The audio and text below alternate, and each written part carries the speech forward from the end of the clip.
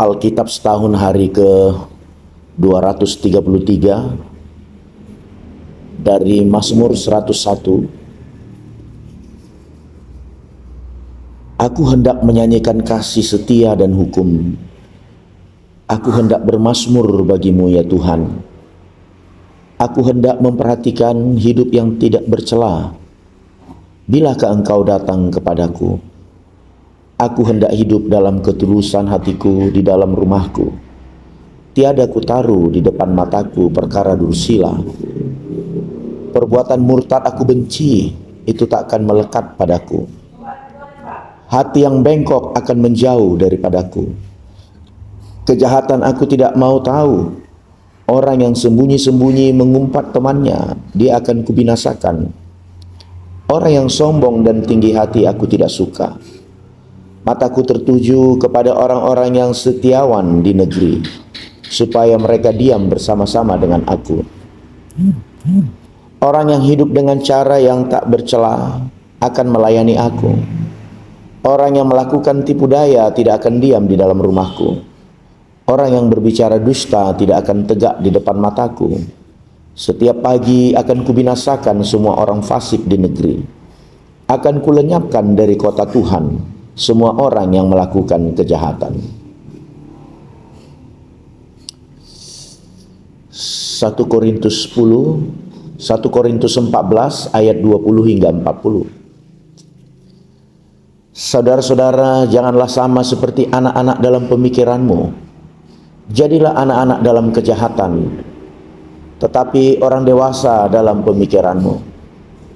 Dalam hukum Taurat ada tertulis, oleh orang-orang yang mempunyai bahasa lain dan oleh mulut orang-orang asing aku akan berbicara kepada bangsa ini.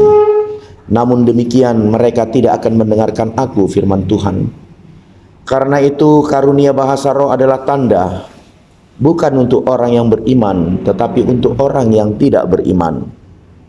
Sedangkan karunia untuk bernubuat adalah tanda, bukan untuk orang yang tidak beriman, tetapi untuk orang yang beriman. Jadi kalau seluruh jemaat berkumpul bersama-sama dan tiap-tiap orang berkata-kata dengan bahasa roh, lalu masuklah orang-orang luar atau orang-orang yang tidak beriman, tidakkah akan mereka katakan bahwa kamu gila? Tetapi kalau semua bernubuat lalu masuk orang yang tidak beriman atau orang baru, ia akan diyakinkan oleh semua dan diselidiki oleh semua. Segala rahasia yang terkandung di dalam hatinya akan menjadi nyata, sehingga ia akan sujud menyembah Allah dan mengaku, sungguh Allah ada di tengah-tengah kamu. Jadi bagaimana sekarang saudara-saudara, bila mana kamu berkumpul, hendaklah tiap-tiap orang mempersembahkan sesuatu, yang seorang mazmur, yang lain pengajaran atau penyataan Allah, atau karunia bahasa roh, atau karunia untuk menafsirkan bahasa roh. Tetapi semuanya itu harus dipergunakan untuk membangun. Jika ada yang berkata-kata dengan bahasa roh, biarlah 2 atau sebanyak-banyaknya 3 orang, seorang demi seorang, dan harus ada seorang lain untuk menafsirkannya. Jika tidak ada orang yang dapat menafsirkannya, hendaklah mereka berdiam diri dalam pertemuan jemaat, dan hanya boleh berkata-kata kepada dirinya sendiri dan kepada Allah. Tentang nabi-nabi, baiklah 2 atau 3 orang di antaranya berkata-kata, dan yang lain menanggapi apa yang mereka katakan. Tetapi jika seorang lain yang duduk di situ mendapat pernyataan, maka yang pertama itu harus berdiam diri. Sebab kamu semua boleh bernubuat seorang demi seorang, sehingga kamu semua dapat belajar dan beroleh kekuatan. Karunia nabi takluk kepada nabi-nabi, sebab Allah tidak menghendaki kekacauan, tetapi damai sejahtera. Sama seperti dalam semua jemaat orang-orang kudus, perempuan-perempuan harus berdiam diri dalam pertemuan-pertemuan jemaat, sebab mereka tidak diperbolehkan untuk berbicara. Mereka harus menundukkan diri, seperti yang dikatakan juga oleh hukum Taurat. Jika mereka ingin mengetahui sesuatu, baiklah mereka menanyakannya kepada suaminya di rumah, sebab tidak sopan bagi perempuan untuk berbicara dalam pertemuan jemaat. Atau adakah firman Allah mulai dari kamu, atau hanya kepada kamu sajakah firman itu telah datang? Jika seorang menganggap dirinya nabi atau orang yang mendapat karunia rohani, ia harus sadar bahwa apa yang kukatakan kepadamu adalah perintah Tuhan.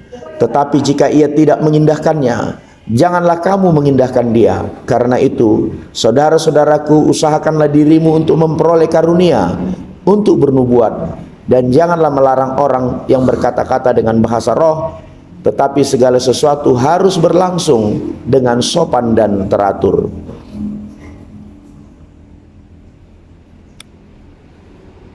Dua Tawarik 13 hingga 15. Dalam tahun ke-18 zaman Raja Yerobeam, menjadi rajalah Abia atas Yehuda. 3 tahun lamanya ia memerintah di Yerusalem. Nama ibunya ialah Mikhaya, anak Uriel dari Gibea. Dan ada perang antara Abia dan Yerobeam. Abia memulai perang dengan pasukan pahlawan-pahlawan perang yang jumlahnya 400.000 orang pilihan. Sedangkan Yerobeam mengatur barisan perangnya melawan dia dengan 800.000 orang pilihan. Pahlawan-pahlawan yang gagah perkasa lalu Abia berdiri di atas gunung Zemaraim yang termasuk pegunungan Efraim dan berkata, "Dengarlah kepadaku Yerobeam dan seluruh Israel. Tidakkah kamu tahu bahwa Tuhan Allah Israel telah memberikan kuasa kerajaan atas Israel kepada Daud dan anak-anaknya untuk selama-lamanya dengan suatu perjanjian garam? Tetapi Yerobeam bin Nebat, hamba Salomo bin Daud, telah bangkit memberontak melawan tuannya. Petualang-petualang, orang-orang dursila berhimpun padanya. Mereka terlalu kuat bagi Rehabeam bin Salomo yang masih muda dan belum teguh hati, dan yang tidak dapat mempertahankan diri terhadap mereka. Tentu kamu menyangka bahwa kamu dapat mempertahankan diri terhadap kerajaan Tuhan yang dipegang keturunan Daud, karena jumlah kamu besar dan karena pada kamu ada anak lembu emas yang dibuat Yerobeam untuk kamu menjadi Allah. Bukankah kamu telah menyingkirkan imam-imam Tuhan, anak-anak Harun itu, dan orang-orang Lewi, lalu mengangkat imam-imam menurut kebiasaan bangsa-bangsa negeri-negeri lain, sehingga setiap orang yang datang untuk ditahbiskan dengan seekor lembu jantan muda dan 7 ekor domba jantan dijadikan imam untuk sesuatu yang bukan Allah. Tetapi kami ini tentulah Tuhanlah Allah kami, dan kami tidak meninggalkannya, dan anak-anak Harunlah yang melayani Tuhan sebagai imam, sedang orang Lewi menunaikan tugasnya, yakni setiap pagi dan setiap petang mereka membakar bagi Tuhan korban bakaran dan ukupan dari wangi-wangian, menyusun roti sajian di atas mezbah yang tahir, dan mengatur kandil emas dengan pelita-pelitanya untuk dinyalakan setiap petang. Karena kamilah yang memelihara kewajiban kami terhadap Tuhan Allah kami, tetapi kamulah yang meninggalkannya. Lihatlah, pada pihak kami Allah yang memimpin, sedang imam-imamnya siap meniup tanda serangan terhadap kamu dengan nafiri isyarat-isyarat. Hai orang Israel, jangan kamu berperang melawan Tuhan Allah nenek moyangmu, karena kamu tidak akan beruntung." Tetapi Yerobeam mengirim suatu pasukan penghadang yang harus membuat gerakan keliling supaya sampai di belakang mereka, sehingga induk pasukannya berada di depan Yehuda dan pasukan-pasukan penghadang di belakang mereka. Ketika Yehuda menoleh ke belakang, lihatlah, mereka harus menghadapi pertempuran dari depan dan dari belakang. Mereka berteriak kepada Tuhan, sedang para imam meniup nafiri. Dan orang-orang Yehuda memekikkan pekik perang. Pada saat orang-orang Yehuda itu memekikkan pekik perang, Allah memukul kala Yerobeam dan segenap orang Israel oleh Abia dan Yehuda. Orang Israel lari dari depan Yehuda, tetapi Allah menyerahkan mereka ke dalam tangan Yehuda. Abia dengan laskarnya mendatangkan kekalahan yang besar kepada mereka. Dari orang Israel mati terbunuh 500.000 orang pilihan. Demikianlah orang Israel ditundukkan pada waktu itu, sedang orang Yehuda menjadi kokoh karena mereka mengandalkan diri kepada Tuhan Allah nenek moyang mereka. Abia mengejar Yerobeam dan merebut daripadanya beberapa kota, yakni Betel dengan segala anak kotanya, Yesana dengan segala anak kotanya, dan Efron dengan segala anak kotanya. Tak pernah lagi Yerobeam mendapat kekuatan di zaman Abia. Tuhan memukul dia sehingga ia mati. Abia menunjukkan dirinya kuat Ia mengambil 14 istri dan memperanakkan 22 anak laki-laki dan 16 anak perempuan. Selebihnya dari riwayat Abia, langkah-langkahnya dan tita-titanya tertulis dalam kitab sejarah Nabi Ido. Kemudian Abia mendapat perhentian bersama-sama dengan nenek moyangnya, dan ia dikuburkan di kota Daud. Maka Asa anaknya menjadi raja menggantikan dia. Pada zaman pemerintahannya negeri itu aman selama 10 tahun. Asa melakukan apa yang baik dan yang benar di mata Tuhan Allahnya. Ia menjauhkan mesbah-mesbah asing dan pengorbanan, memecahkan tugu-tugu berhala dan menghancurkan tiang-tiang berhala. Ia memerintahkan orang Yehuda supaya mereka mencari Tuhan Allah nenek moyang mereka dan mematuhi hukum dan perintah. Ia menjauhkan bukit-bukit pengorbanan dari pedupaan-pedupaan dari segala kota di Yehuda, dan kerajaan pun aman di bawah pemerintahannya.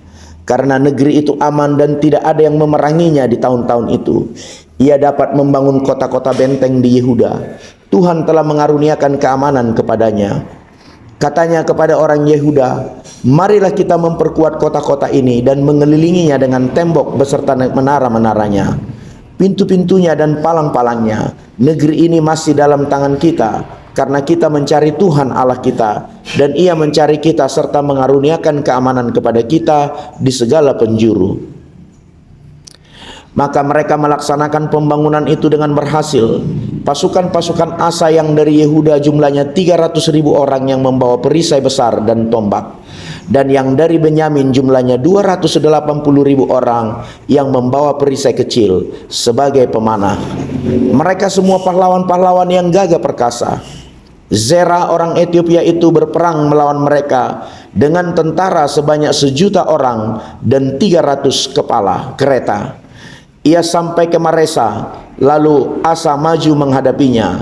Mereka mengatur barisan perangnya di lembah Zefata dekat Maresa. Kemudian Asa berseru kepada Tuhan Allahnya, "Ya Tuhan, selain daripada Engkau, tidak ada yang dapat menolong yang lemah terhadap yang kuat. Tolonglah kami ya Tuhan Allah kami, karena kepadamulah kami bersandar, dan dengan namamu kami maju melawan pasukan yang besar jumlahnya ini. Ya Tuhan, Engkau Allah kami, jangan biarkan seorang manusia mempunyai kekuatan untuk melawan Engkau." Dan Tuhan memukul kalah orang-orang Ethiopia itu di hadapan Asa dan Yehuda. Orang-orang Ethiopia itu lari lalu dikejar oleh Asa dan laskarnya sampai ke Gerar. Dari orang-orang Ethiopia itu amat banyak yang tewas, sehingga tidak ada yang tinggal hidup, karena mereka hancur di hadapan Tuhan dan tentaranya. Orang-orang Yehuda memperoleh jarahan yang sangat besar. Mereka mengalahkan semua kota di sekeliling Gerar karena ketakutan orang yang dari Tuhan menimpa penduduknya. Mereka menjarahi semua kota itu karena jarahan yang besar terdapat di situ. Tenda-tenda pemilik ternak pun direbut mereka, dan banyak kambing domba dan unta diangkutnya sebagai jarahan. Lalu mereka kembali ke Yerusalem. Azaria bin Obed dihinggapi oleh Roh Allah. Ia pergi menemui Asa dan berkata kepadanya, "Dengarlah kepadaku Asa dan seluruh Yehuda dan Benyamin. Tuhan beserta dengan kamu bila mana kamu beserta dengan dia. Bila kamu mencarinya, ia berkenan ditemui olehmu. Tetapi bila kamu meninggalkannya, kamu akan ditinggalkannya. Lama sekali Israel tanpa Allah yang benar, tanpa ajaran daripada imam dan tanpa hukum. Tetapi dalam kesesakan mereka berbalik kepada Tuhan Allah orang Israel. Mereka mencarinya, dan ia berkenan ditemui oleh mereka. Pada zaman itu tidak dapat orang pergi dan pulang dengan selamat, karena terdapat kekacauan yang besar di antara segenap penduduk daerah-daerah. Bangsa menghancurkan bangsa, kota menghancurkan kota, karena Allah mengacaukan mereka dengan berbagai-bagai kesesakan.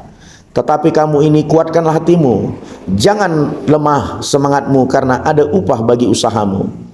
Ketika Asa mendengar perkataan nubuat yang diucapkan oleh Nabi Azaria bin Oded itu, ia menguatkan hatinya dan menyingkirkan dewa-dewa kejijikan dari seluruh tanah Yehuda dan Benyamin dan dari kota-kota yang direbutnya di pegunungan Efraim. Ia memperbaharui mezbah Tuhan yang ada di depan balai bait suci Tuhan. Ia mengumpulkan seluruh Yehuda dan Benyamin dan orang-orang Efraim, Manase dan Simeon yang tinggal di antara mereka sebagai orang asing. Sebab dari Israel banyak yang menyeberang memihak kepadanya ketika mereka melihat bahwa Tuhan Allahnya beserta dengan dia. Mereka berkumpul di Yerusalem pada bulan ketiga tahun ke-15 dari pemerintahan Asa. Pada hari itu mereka mempersembahkan kepada Tuhan 700 lembu sapi dan 7.000 kambing domba dari jarahan yang mereka bawa pulang. Mereka mengadakan perjanjian untuk mencari Tuhan Allah nenek moyang mereka dengan segenap hati dan jiwa. Setiap orang, baik anak-anak atau orang dewasa, baik laki-laki atau perempuan yang tidak mencari Tuhan Allah Israel harus dihukum mati. Mereka bersumpah setia kepada Tuhan dengan suara yang nyaring, dengan sorak-sorai dan dengan tipuan nafiri dan sangkakala.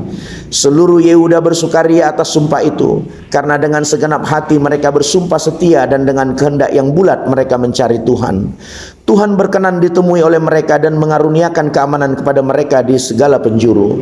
Bahkan Raja Asa memecat Ma'akah neneknya dari pangkat ibu suri, karena neneknya itu membuat patung Aserah yang keji. Asa merobohkan patung yang keji itu, menumbukkannya sampai halus dan membakarnya di lembah Kidron. Sekalipun bukit-bukit pengorbanan tidak dijauhkan dari Israel, namun hati Asa tulus ikhlas sepanjang umurnya.